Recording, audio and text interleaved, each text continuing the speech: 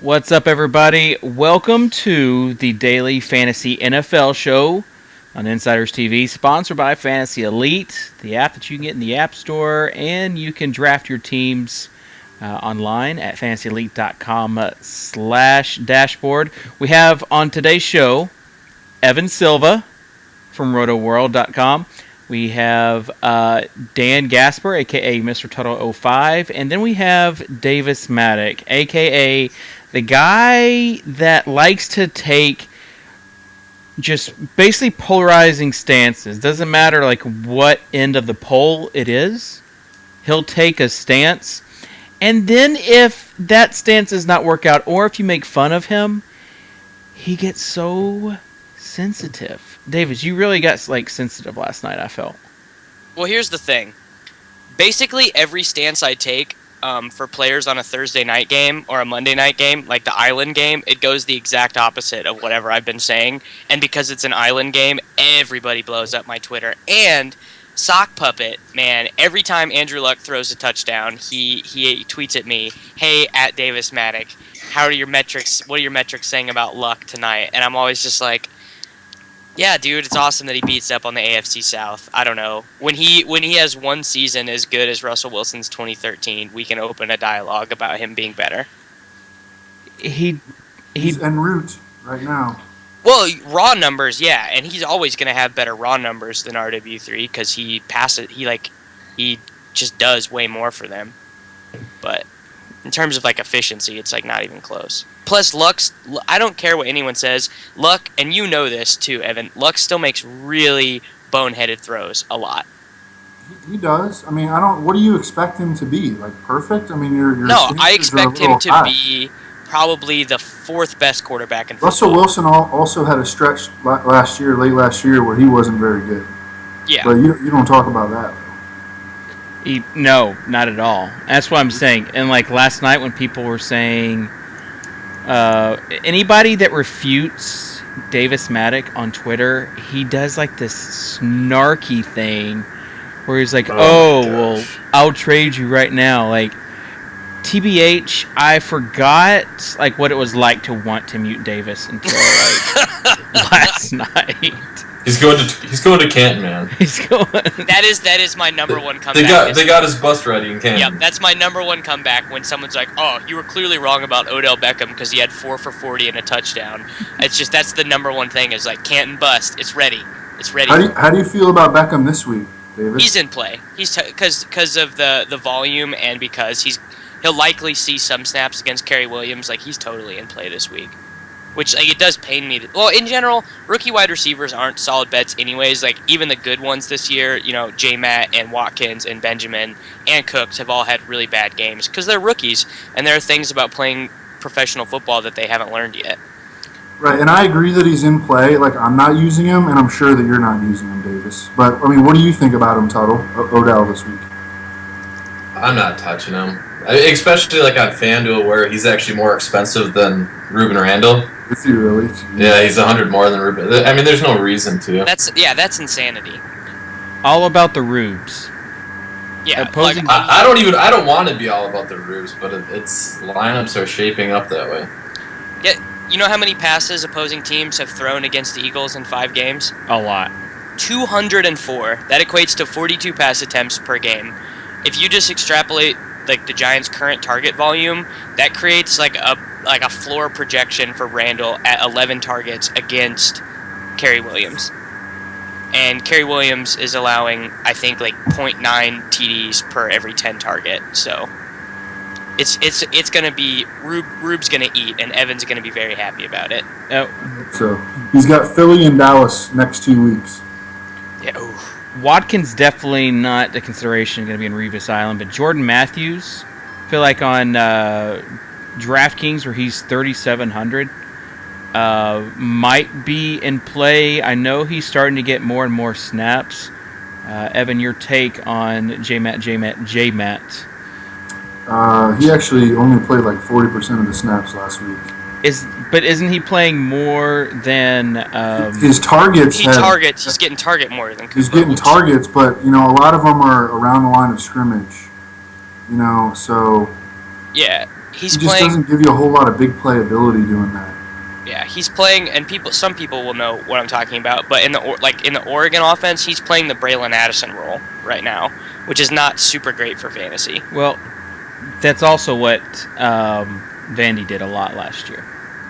I mean, yeah, and that's what he's good at. Like, he's also good going down the field. As we saw in that 2 touchdown game, he made his plays going down the seam. But we also need to remember that the Philadelphia offense, right, like they haven't been in games because of their offense. Their defense has been scoring a bunch, and defensive special teams touchdowns totally changes game script for offenses. And also, with LeSean McCoy not being very good, that completely changes what they want to do on offense because it takes away a bunch of play action stuff that they can do. It's amazing how different their offense is from last year. I mean, where it was entirely based around the run. Nick Foles was, throwing it 25, 30 times a game, maybe. And now they're just targeting. I mean, Jeremy Maclin is a ball hog, whereas last year, I mean, Deshaun Jackson would have a lot of games where he only had like 6 targets, but he'd go 590 and 1. So it's just amazing how it's a totally different offense than last year.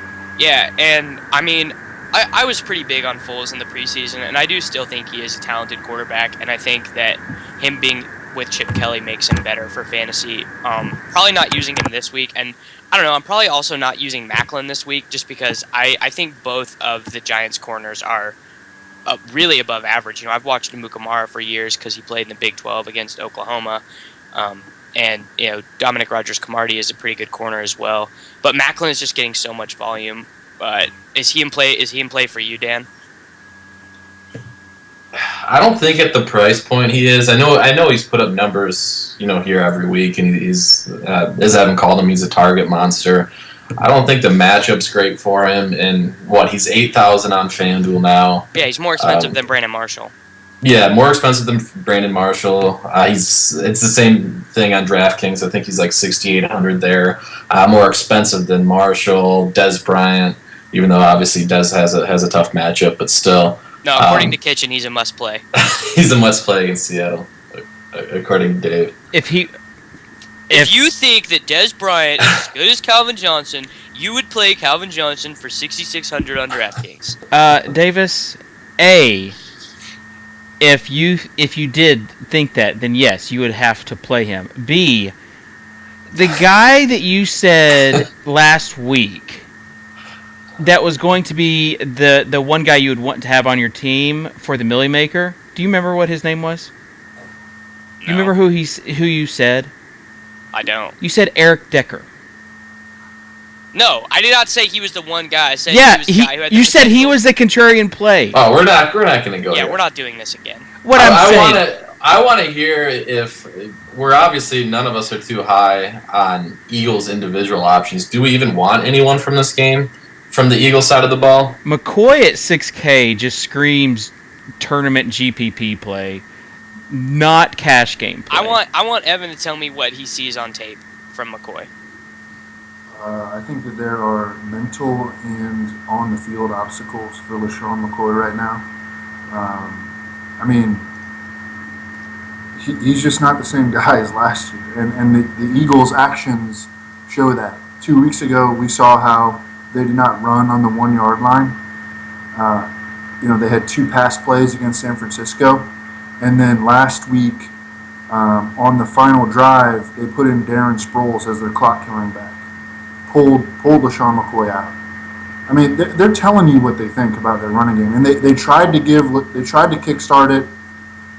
Gave LeSean McCoy a season high 24 carries last week, season high 28 touches, and it didn't work. And I'm sure that they will continue to use the running game, but they are telling you how they feel about it. They don't feel that it's effective right now. And I don't think that the light is suddenly going to come on this week. Maybe it'll happen gradually. And in 4 weeks, we'll sit here, talking about it differently. But right now, I don't think that the Eagles think that they have an effective running game. And I don't really see why we would suddenly think that it will become effective in a matter of 1 game. Yeah, I think that is a pretty reasonable take. So I'm assuming that you're all aboard the Matt Forte train this week, Evan? That would make a lot of sense. I like Le'Veon because I think that Todd Haley will come back and feed him the ball, and Roethlisberger won't check into pass plays like he did last week.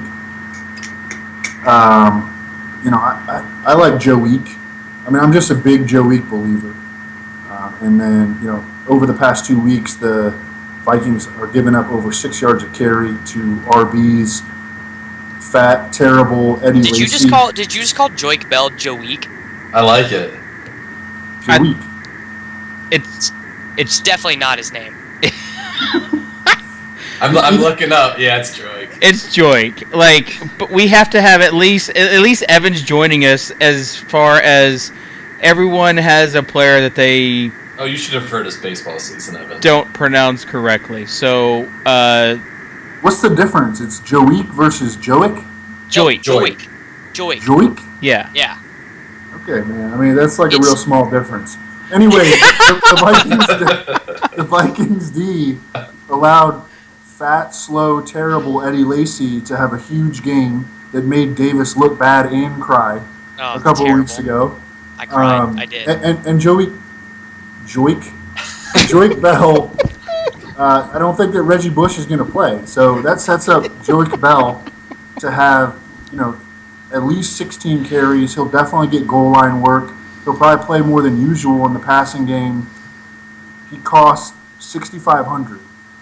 And then Andre Williams and Brandon Oliver are really interesting cap-saving options this week. You're making me hard talking about Joique because he's a guy that I'm really high on this week for a lot of the reasons you mentioned, and I think I'm in the minority with that. Davis and I kind of had the chat about it. We both like him better than Andre Williams as an option on FanDuel. What are your thoughts on that? I don't know. They're right about the same price, right? They might be the exact same price. It's a $200 difference. Who would you take between Andre and Joique? I mean, I would probably go Andre because I feel a little bit more comfortable with him getting more carries. But I think that Joique Bell has a better matchup, theoretically.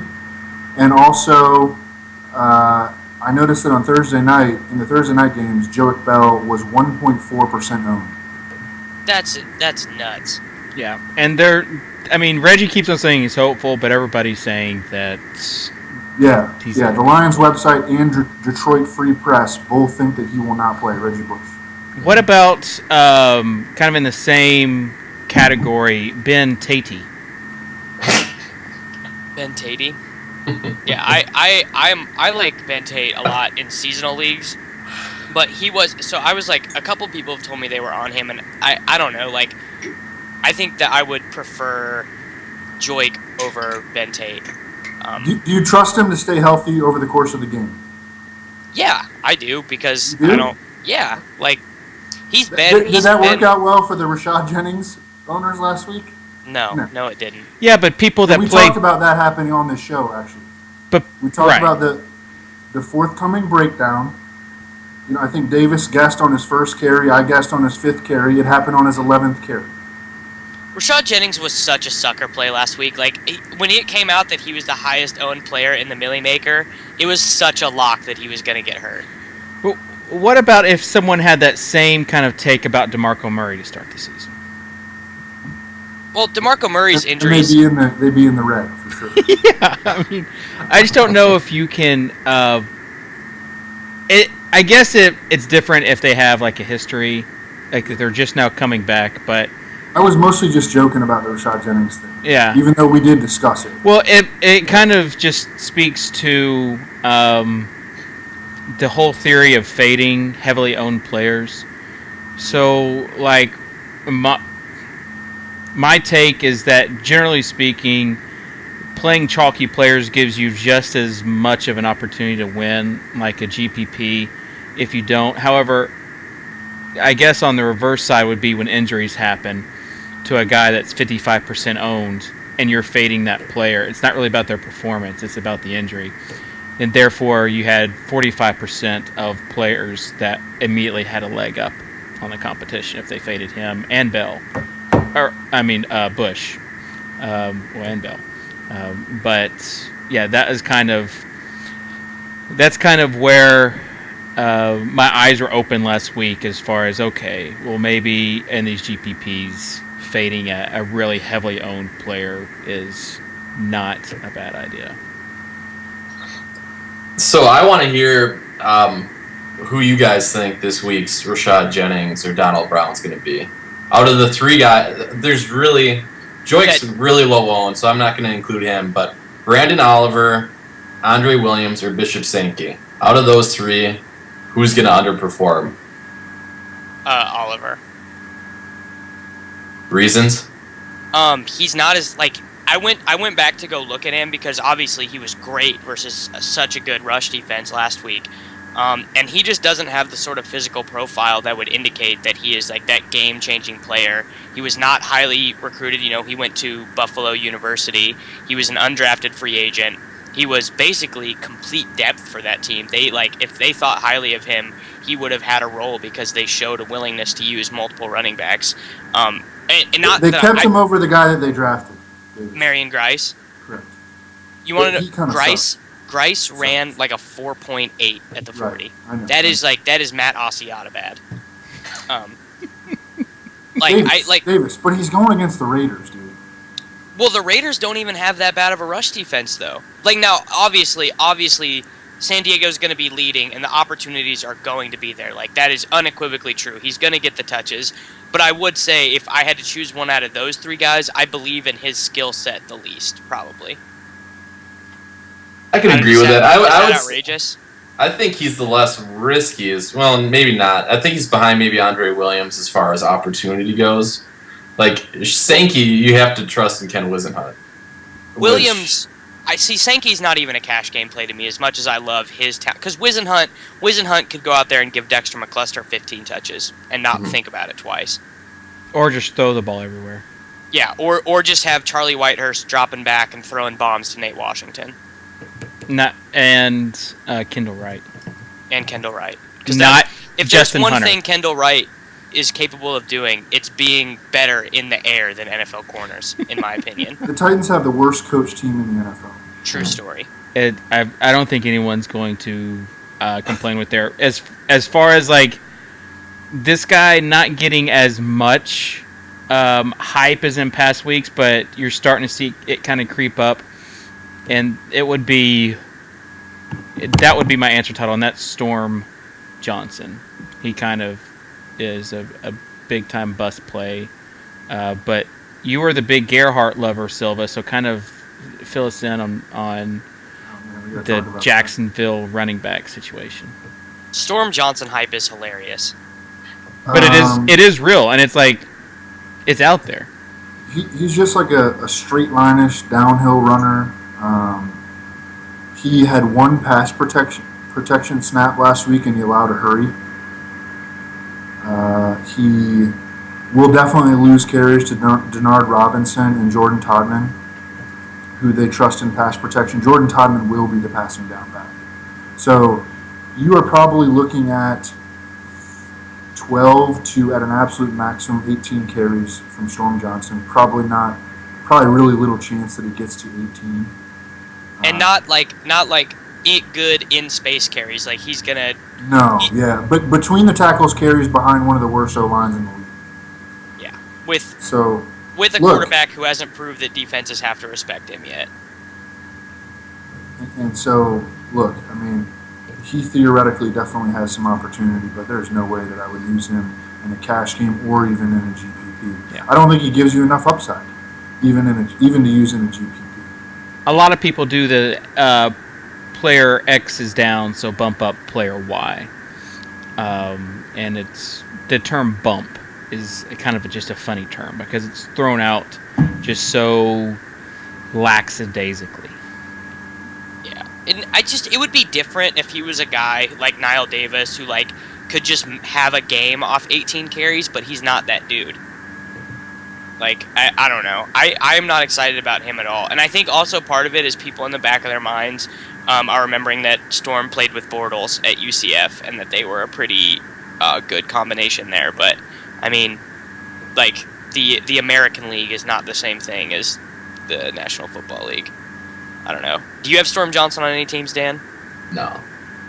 I mean, it's what Evan said. Like, if I'm going to play him, it's going to be a GPP lineup, but there's no upside there. So why play him in a G? Like, way too much risk for a cash game, not enough upside for a GPP, right. Even at minimum price. So Chelly 86 mentions, it said, so you guys are basically saying to pay up for running back, and that is kind of... That's not what I'm saying. Well, it's like... I'm not saying that. Middle to upper tier. You just talked about Forte. Yeah, I was just with Oliver. Like, I'm playing him. Like, he is in my lineups right now. But I am like to assume that there's no like damn it Donald factor there where he could go out and even if he plays the whole game only get you 6 points. That's like a very real I'm just explaining the risk. And with Andre Williams, I think he gets a ton of touches and is boosted by the volume of the Philadelphia offense. So there's more possessions. But people need to understand, this is a guy who had 10 pass receptions total in college, had 0 his senior season, and if I set the line at, I wrote this in my article, if you set the line at 1.5 pass receptions for him this week, I'd probably take the under. Am I being like not reasonable? He had 2 catches last week and a half, in one half. I mean, I agree he's not going to give you many catches, but he might get 3. Yeah. Our buddy Max says, if you're thinking of rostering Storm, just get Jeremy Hill. All right, let's talk about that situation next. Without basically some pass catchers, it's Sanu, and then who else for the Bengals, Evan?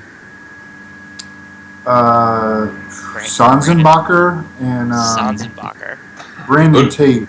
If only Marvin Jones came back. If you guys go to RotoViz right now and type in Dane Sanzenbacher, there is a deep dynasty sleeper article written by me about Dane Sanzenbacher. I think he let up a costly fumble last game. Probably. He's not very good. But yeah, like I think a better question is, what do you think about Sanu this week, Evan? He's just, I mean, he makes sense from an opportunity standpoint. I don't think he's dynamic at all. I know that he has made SportsCenter a few times for throwing a pass to Andy Dalton. Yeah, if you're counting on that, play him. People talk about him a lot, so people have kind of heard of him, but he's really not that good. Well, that's the kind of the thing I wanted to get your input on, Evan, is the whole, Dave alluded to it a little earlier, whereas this, I don't know if you've played NBA DFS, but NBA DFS, if you get a guy that's injured in the starting lineup, and the guy that's going to replace him pretty much easily is going to hit his price tag and value. Totally. That's not the same in NFL. I mean, opportunity doesn't work the same way. You might get more targets, but your matchup, your drawing is likely going to be a lot tougher. Well, the Bengals aren't going to throw the ball very much. And that's that too, yeah. I mean, even over the last 3 games, Andy Dalton's at like 23 pass attempts a game. Mm-hmm. So, Mohamed Sanu, might he get 9? Yes. I don't know. How much does he cost? See, and that's the thing. He's $6,000 on FanDuel. Is that? I mean, do you think that is a little or a lot? Ruben Randall's 100 less. Golden Tate's 400 more. Right. See, I would much rather play less. Golden Tate or Ruben Randall. I mean, those guys have legitimately big playability. Mm-hmm. All right, so we have Fairport Cat in the chat. He was, okay, this is his comment. Why is everyone so high on Golden Tate? Obviously, I know Calvin isn't playing, but he's just not very good. Sounds like our buddy Steve. No, he's definitely really good. Golden Tate is definitely good. Okay. I really don't know. Evan. Yeah, I don't know. I'm not going to comment because I hate him because I'm a Packers fan. So you guys talk. And Evan, I just saw he's you. Really good. You just saw you drinking it out of a Notre Dame cup. Busted. So. Yeah. Well, okay. So here's a couple things. We don't have a super representative sample of Golden Tate because when Russell Wilson threw to him, he was wide the F open because that's how Seattle's offense works, and Russell Wilson is GOAT. But like I think you have to pencil Tate in for 12 targets if Calvin sits, right? Like that's a reasonable that's a completely reasonable expectation for Tate. But he's not a guy that I would say is like real wide receiver. He's just not a real NFL wide receiver 1. So like there's a chance that with wide receiver 1 attention, like he doesn't come through. I was talking about this with Raymond Summerlin. He's a pretty smart guy. He works for RotoWorld. And he was like, why can't Golden Tate be Antonio Brown? And Oh, well, I he's couldn't taller than dispute that. Antonio Brown, right? So He's taller than Antonio Brown. He has a better 40 time. He plays like 60% of his snaps in the slot. Captain Munnerline, the Vikings slot corner, has given up 3 touchdowns in his last 4 games. He's been a disappointment for Minnesota. Golden Tate he's been really productive the last 2 weeks. And I definitely think he's good. I don't think there's any doubt about that for me. yeah, I don't have that super strong of an opinion on it. Like that's a player that I just don't have that strong of an opinion on. I know that in general, though, like just wide receivers that come from really run-heavy schemes and posted decent stats there, it comes from being wide open a lot. But he's been really good this year, though. And he's Go back and look at his college production, Davis. His college production is very good. He has great hands, and he likes donuts. He has great hands and run after catch ability. And they will use him everywhere, and he's going to get a ton of targets. It's real easy. You guys know that he got in trouble for breaking into a Dunkin' Donuts in Seattle. Yep. He also boned Russell Wilson's wife. That is not and in one of the goatest moves of all time, he caught an 80-yard touchdown and waved as he ran to the end zone. That's why I hit him. No, it's so good. Like that play. He's such a that play douchebag. is everything to me that is great about football. You will love that. All right, but yeah. So we've talked about that. We can move on. Tom Brady. Let's talk about this Pats team. Brady really only an option, but a pretty good option on DK. Everywhere else, he's kind of mixed in with all the other quarterbacks. But on DK, where he is like 6,000. And you saw him against the Bengals. He was obviously kind of pumped up. Had the juices flowing. Evan, do you see that continuing this week against Buffalo? So I'm banking on him being pumped up and the juices. Yep, the juices flowing. Yeah, like they wanted to prove, like they said. What color were the juices? These Did were... take a bunch of PEDs before the game, so his arm strength returned back to like 33-year-old Tom Brady levels. Green juices. He for was limited money. today, right, in practice?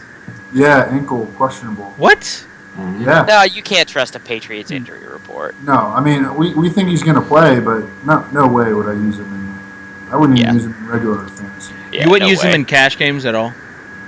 Where he's 6K? No. Obviously, we're using Peyton, but... The Bills lead the NFL in sacks. He's on the road at Buffalo. You want to talk about some juices flowing.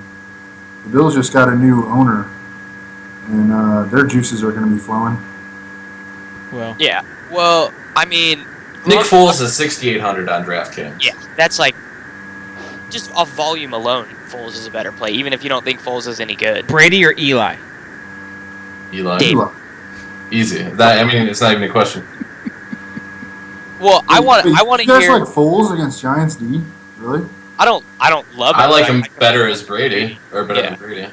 I saw Bales recommended him too, and I was like, really? I think he's a fun GP play this week. Number of snaps. From passing alone. People are taking it too far and saying he's a cash play. I don't. No, he's not a cash game play, but just from volume alone, he's thrown over 37 attempts in every single game this year, and a lot of those have been when game flow's been trying to slow the clock down or not in his favor necessarily. He's a good GPP play just because of volume. Yeah, that makes sense. So JJ and I kind of got into this yesterday. Rob Gronkowski is 5,800 on DraftKings. That's like must-play territory for me. I don't think anyone would argue with that. But just about, what do you think Gronk's do you think the fact that Gronk finally played more than 50% of the snaps last week was a big reason for Brady's good game?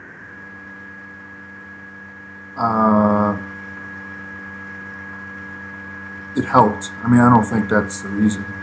Yeah, I think Brady just went out and had a good game, and and they had a great game plan. They attacked the Bengals linebackers who didn't have perfect, and Tim. They had a great game plan. They got Tim Wright involved. They ran all over a bad Bengals run defense, which, by the way, is a really, really bad run defense. I just think it was a great game plan by McDaniels and Belichick. Yeah. Do you think? Okay, so Gronk actually left a lot of yards on the field. He had 2 bad drops. I thought he had more than 2 drops. He did. But yeah. What do you think that JJ wants me to ask you? Do you think that part of it was with Tim Wright's reemergence? They were able to play more 2 tight end sets where Brady's been really good historically in the 2 tight end set that Belichick likes to run. Yeah, but I mean, it's not like they were out there using 2 tight end sets the whole game. I mean, Tim Wright only had like 21 snaps out of like 87. Yeah. You know. Yeah, but no, I think maybe foolishly, but I think Gronk is a better option than Julius Thomas this week. Though Julius Thomas is still a very good option. I think so too. The Bills' middle linebacker is Brandon Spikes, who just happened. He was drafted by the Patriots, and they let him go because he can't cover at all.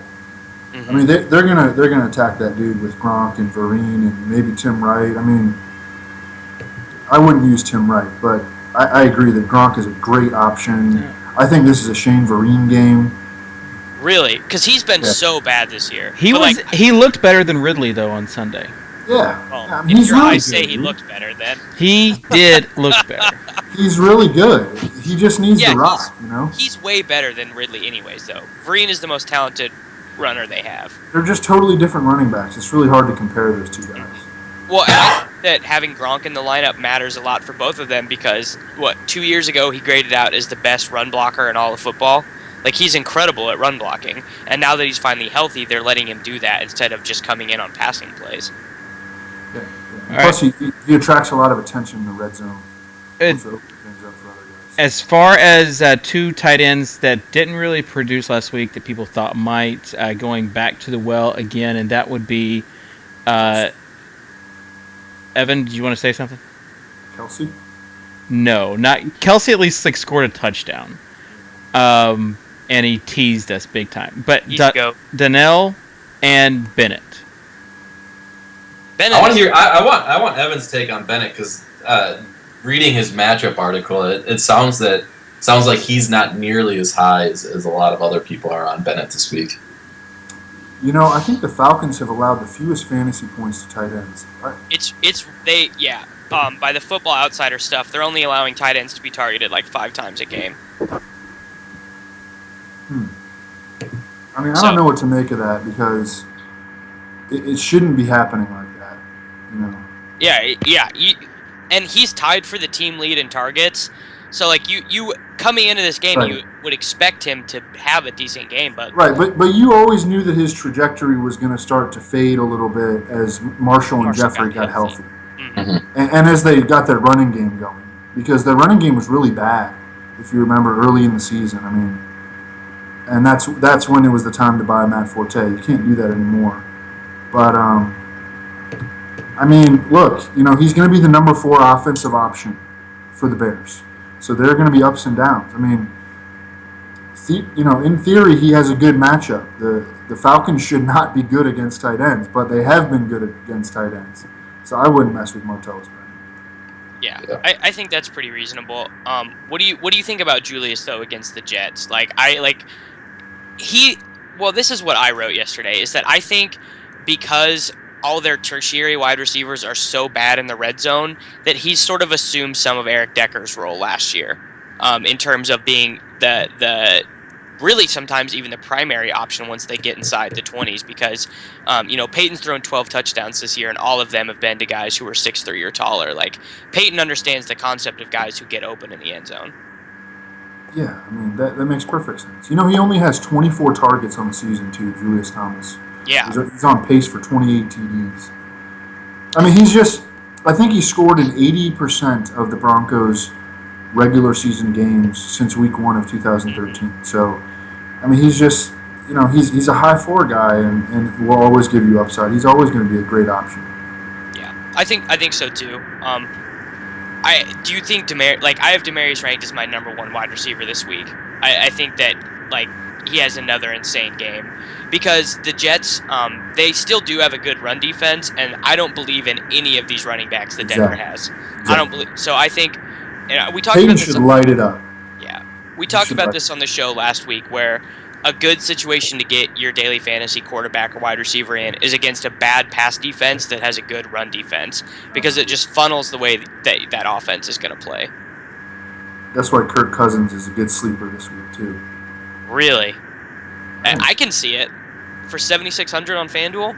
Yeah, he played well against Seattle last game too. I mean, we like to make fun of him, but he can have productive games in that offense. I mean, he's got weapons around him. I actually think Kirk Cousins is just fine. Yeah, I mean, you wrote him up as an also consider, didn't you? I think I did, yeah. Like, I'm not making fun of that at all. Like, he has the pass volume. Arizona's, like, run defense is pretty good. They should be able to stop Alf, and I don't know, like, I don't see them getting so far behind in this game that they have to do a ton of inefficient pass attempts. Like, Logan Thomas, I don't think is going to blow them out. Let me throw this out there, though. Logan Thomas is a GPP option. Rushing upside, he has a cannon. He has good wide receivers. He has a good pass catching running back. Now, make no mistake about it, Logan Thomas, not an NFL starter quality quarterback. He's not even as good as Terrell Pryor is, but he is a GPP option. He's got Wrong or right? Huge hands, though, man. Huge hands. I mean, 11 hands. I wanted to play Michael Floyd this week, but you can't if Logan Thomas is quarterback, can you? No, yeah, because you don't know who's going to score. He went 1 for 8 last week. He had 10 He had 10 dropbacks. He completed 1 to Ellington on I think it was like a wheel route. And that was a prayer of a throw. Yeah, and Ellington made the play. Right, and then oh man, I don't know. I think it's gonna be really, really ugly if he starts. I think it'll be really ugly. I mean, he didn't. It looked like he did not know where the receivers were running their routes. Like he didn't know the offense well enough.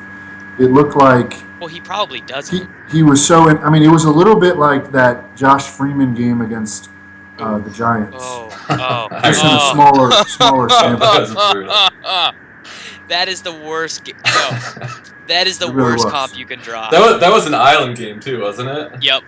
I remember that. I like that. Yeah, it was really bad. No, but I'll probably have one Millie Maker team with Logan Thomas on it though. No apologies, because it is not inconceivable that he throws for 220 yards and rushes for 80, and with some combination of touchdowns. That's true, man. Never overestimate or underestimate a Jim Haslett defense. They're bad. They're so bad, and it was awesome because they played Jacksonville and some other terrible team the first 2 weeks of the season, so they were getting some hype, and so Russell Wilson wasn't that highly owned last week, and he did what good quarterbacks do against Washington and just ripped him up.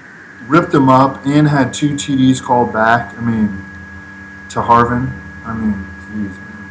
Yeah. Talk about Wilson this week. I see a lot of people on him chasing. I mean, he's obviously a good play, but I think his ownership's going to be even higher than it necessarily should be, just coming off a big week. I know you guys. I mean, he's a good play. Is there a whole lot more to say there than that? Oh, I think he's an awesome play. Do you think he can duplicate the rushing yards that he did last week? Okay, so the Cowboys have this formula. They're 3rd in the NFL in time of possession. Not going to work against Seattle. Nope. They have the worst defense in the league. I know that everybody says, "Oh, they're playing pretty well." They're not.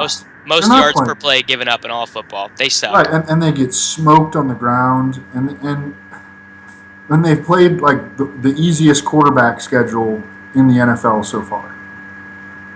It's gonna be really this could potentially be a 45-7 game. I was just gonna say, I think the Seahawks might drop a 40 burger. Yeah. Let me say this. I do think the Cowboys win the division. I think they get murdered in the playoffs, but as I am a Cowboys fan, and I'm starting to believe in the offensive plan that this team has put together in terms of covering up for what Romo can't do right now, this game is not going to follow that script. They're going to get dismantled, and I think on the higher end of Russell Wilson's outcomes is what he did last week versus Washington.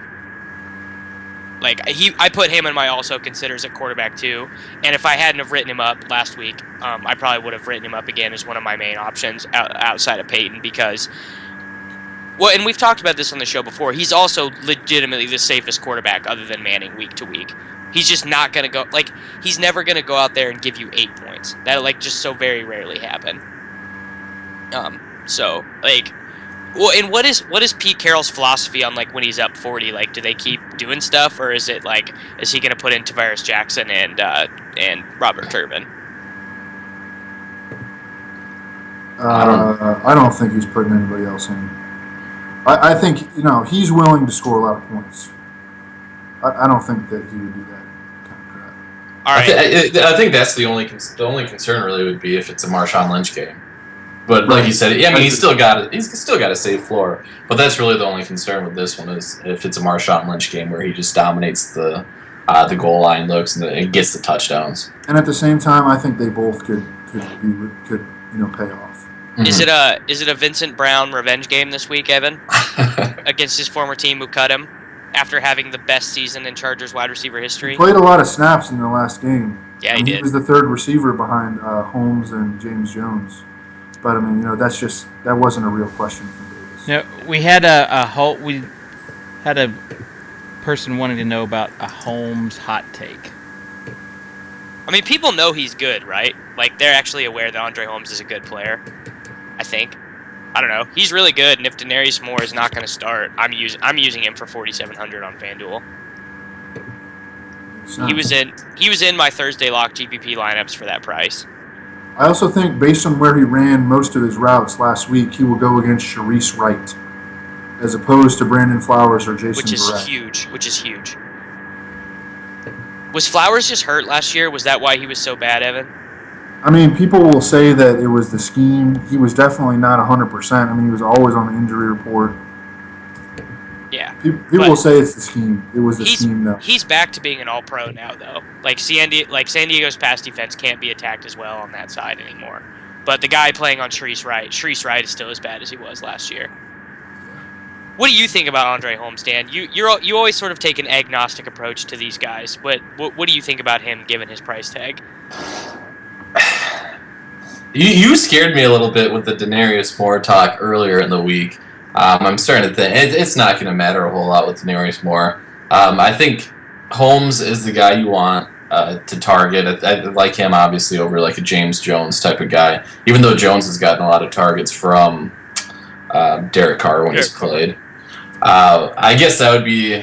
I mean, Holmes still got the targets when Carr was in the game, too, even though he got his touchdown when McGloin was throwing it to him.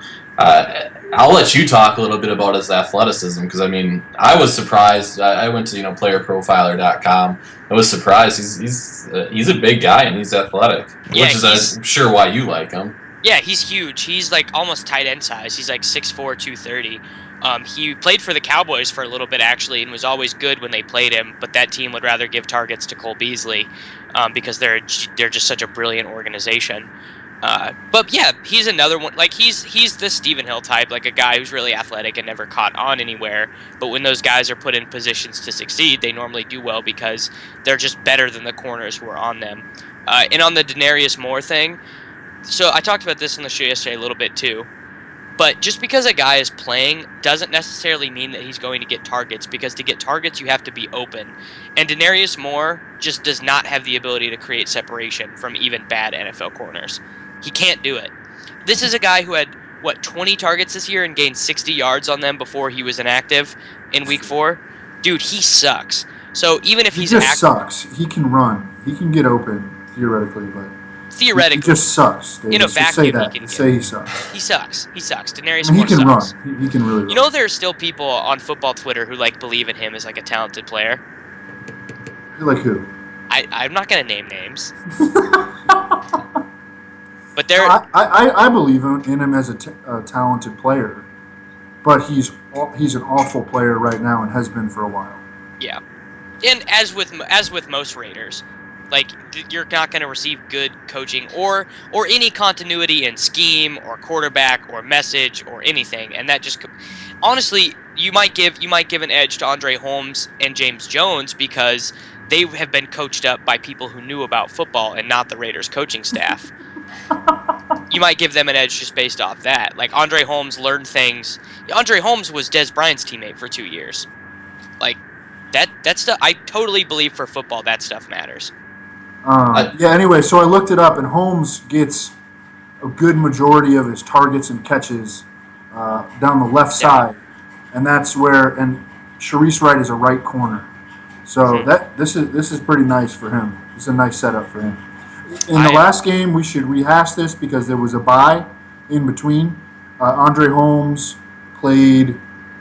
I think he played. He played 93% of the Raiders snaps. He started opposite James Jones. He had 12 targets. He went 571-1, I think. And I charted all Derek Carr's targets. He targeted Holmes more than anybody. So, lot of arrows pointing in this direction. Yeah. Do you like Derek Carr as a quarterback at all? Like, just not for daily fantasy or anything, but just like, do you think he ends up being like a Fitzpatrick type who can start for 8 years or so for teams that aren't any good? I would hope that he's better than Fitzpatrick. He's got a way better run than Fitzpatrick. People want to hate on Fitz magic, but he has made guys around him startable fantasy options just because he's barely competent. You're crazy, Davis. You're crazy. I am a little bit. I don't know. He's got way more ability than Ryan Fitzpatrick. I suck at quarterback evaluation because you can't put those guys in a box. You can't put them in a metric box. Quarterback evaluation, there's nothing harder than that. Yeah, and there's just very few thresholds that you can check. Like, you can look at passing charts and be like, okay, his deep accuracy is bad, but maybe he can make up for it in other ways. All that we really know is that if you don't complete 60% of your passes in college, you're not starting in the NFL. That's really the only rule that no current starting quarterback in the NFL other than Locker completed less than 60% of their passes in college. So that's the only thing we know. Not that matters for daily fantasy, but all right, Julio Jones hot takes, because this is the question that I'm having with my lineups right now, is whether I go super, super cheap on other slots and work in Julio or go with Brandon Marshall. Dan, what is your opinion on that? Play both. So go like Andre Holmes, Brandon Oliver, Andre Williams, like cheap tight end to get both of them in, because I don't hate that lineup. You can even go Gronk. I have a lineup right now, and going back to Holmes, I have an interesting question for you. It's a perfect swap. Russell Wilson and Andre Holmes, or Eli Manning and Ruben Randall. All right, Eli Manning, Ruben Randall. I think Eli has a pretty good game this week, honestly. I'm kind of like, people are definitely taking it too far, saying that he's a cash game option, because he's not. But he'll definitely be on some of my Millie teams. Yeah, but I think if you go cheap at running back, then you can spend both on Julio and Brandon, and that's the way I'm going. I don't think there's a reason to choose. And I know you guys are both high on Demaryius Thomas. I'm not going to try to argue that DT or Julio are a better option. I mean, argue what you want. They're great options. Yeah, they're all great options. It's just a matter of obviously for a tournament, we want the guy who has the game that DT had last week with, a bunch of catches, over 200 yards and 2 touchdowns. I mean, the thing is, you want exposure to the Chicago-Atlanta game. Mm-hmm. It's going to be a high-scoring game.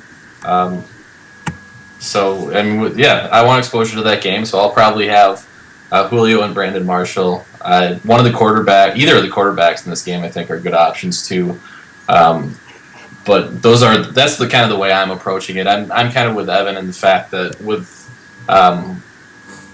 Marshall getting healthier, I don't want my exposure to be Martellus Bennett from the Chicago offense in this game. I'd rather have it be Brandon Marshall.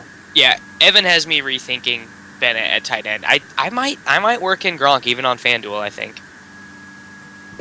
I feel like I have Gronk right. It's doable.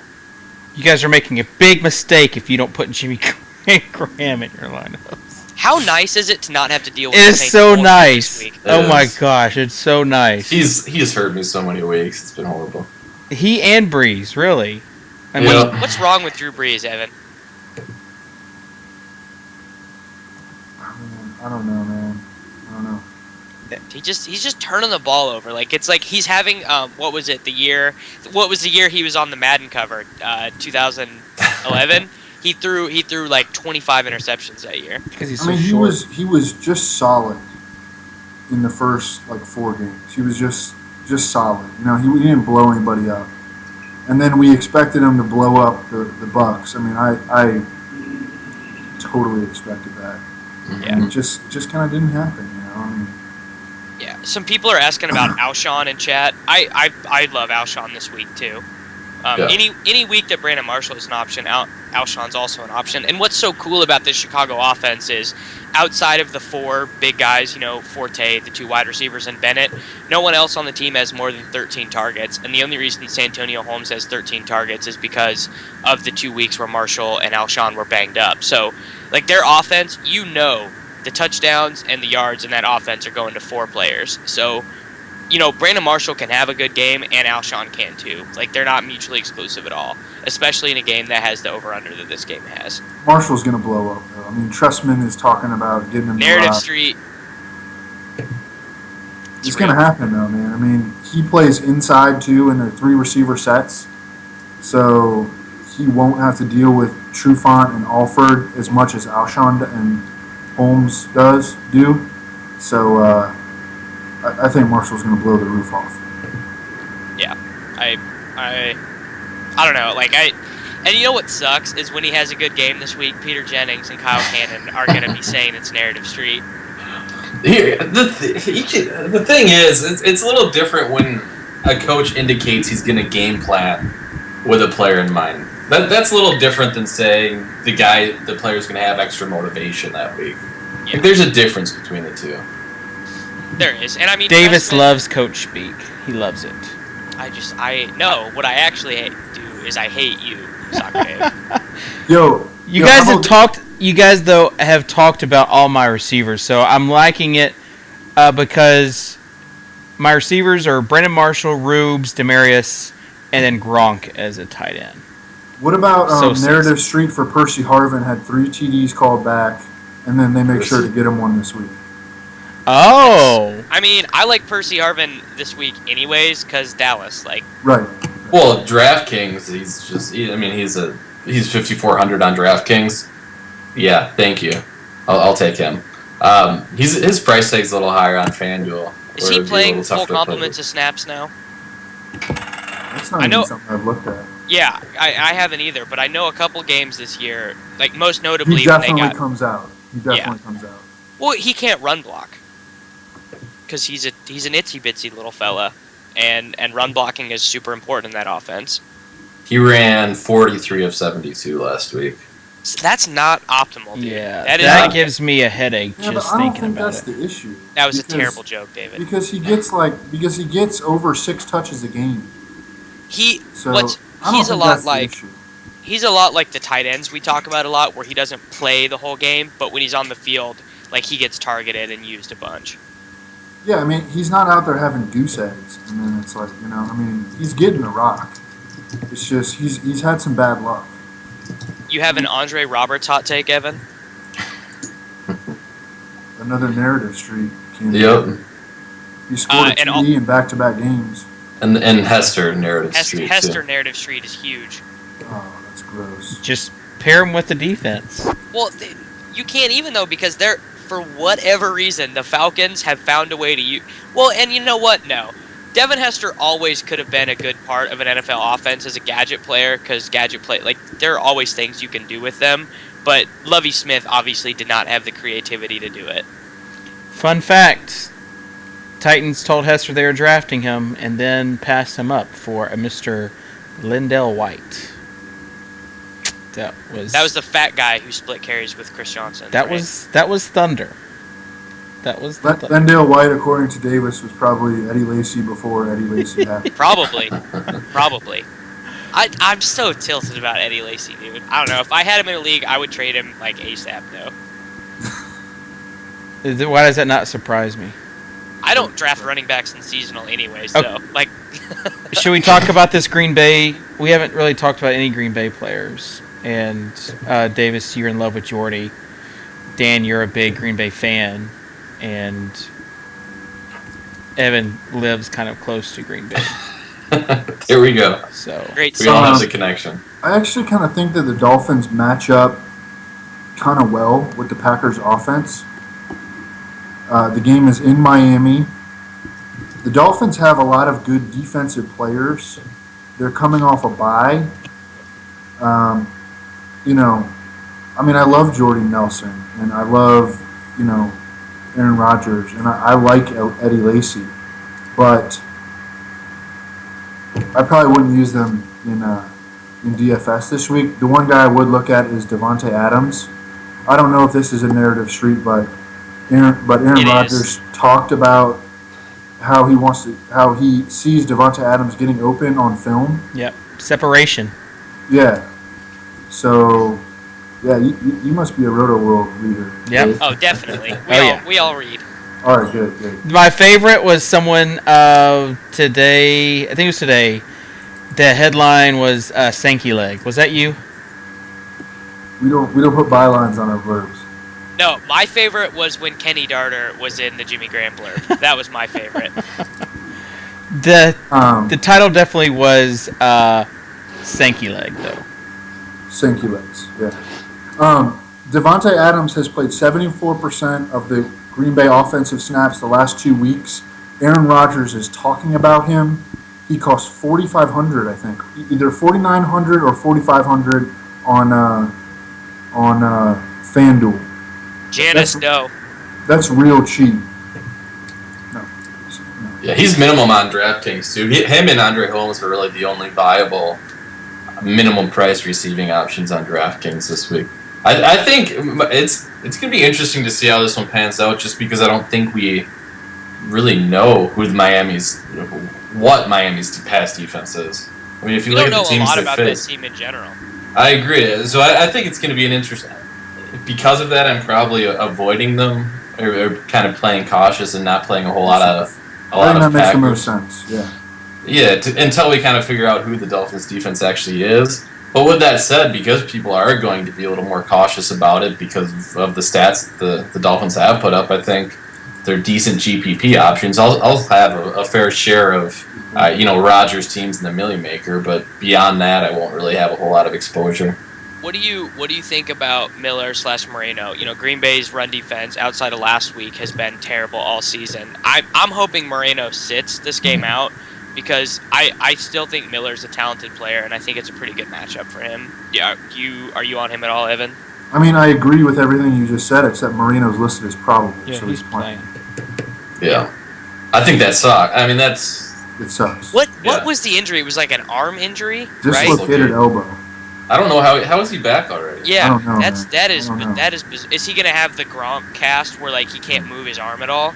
I have him in one redraft league, and I don't think I'm going to start him. Well, if you just think about what running backs need to do in terms of balance and changing direction, that feels like it would change his whole equilibrium. I don't know. I'm definitely throwing Miller out there on some Millie Maker teams. Narrative Street is that Moreno is going to make up for lost time because he's the hustle guy. He's the gym rat guy. He used to just be considered like a fat, wasted draft pick, right? For like 2 years in Denver, they were like, this dude sucks. Yeah. They hated him in Denver, and then when Monty Ball was so terrible, they had no other option. They turned to him. I'm not a Georgia fan, but I used to love watching him play at Georgia because after every carry, he would get up and sprint back to the huddle. Like, he was that guy. He was fun to watch in college. I think that Miller would probably... If he's playing, I think Miller would probably be an unnecessary risk on a Millie Maker team, but that's just me. Somebody's going to catch a lot of passes for the Jets this week. I mean, I hope it's Decker, but... It's not Curly. Freaking... No, because the Broncos stopped the run, too. Don't you have to complete... Stop the run? Geno Smith is going to have 40 attempts, I bet. Yeah, that means he'll complete 9 of them. 22 yards. Yeah. I mean, don't be unrealistic. He's not going to go 9 or 40. Yeah. No, he might go 23 or 40. Narrative street for Decker, too.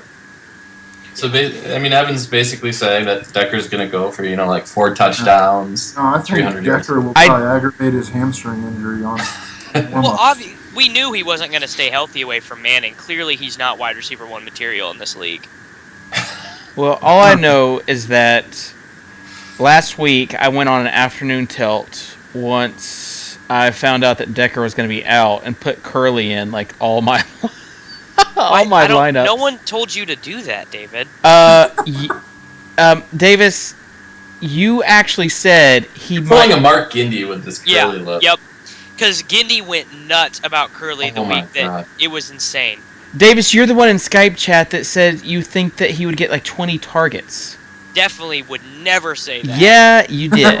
Anyways, Yeah, you someone had to catch passes, but when Geno starts off 4 for 12 and then Vic comes in and goes 1 for 10, and your leading pass catcher catches 3 catches for 22 yards, they just have an inept offense. Like, Yeah, well, what do you think happens with a coach that doesn't give a shit if the team scores points? what I'm saying is that like Evan says that someone's going to catch a lot of passes.